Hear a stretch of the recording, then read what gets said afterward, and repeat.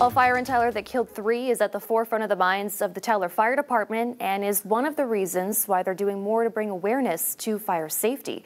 The Morning Loop's Monica Ortiz followed the Tyler Fire Department as they conducted a fire safety blitz and joins us now with more. Good morning, Monica. Good morning. Firefighters on Wednesday stepped in to raise awareness of fire safety. I followed them into several of the homes. This is one of the smoke detectors we found. Yes, it's yellow, so it shows you how old it is.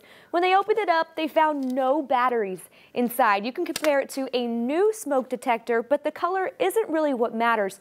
Making sure you check and replace batteries does. The same 4 fire crews that were battling a blaze that happened earlier this month were out checking smoke detectors in about 250 homes, and they are calling the Fire Safety Blitz a success. What we're finding in quite a few of the homes are the absence of detectors, or detectors that have been there for a very long time that are not functioning.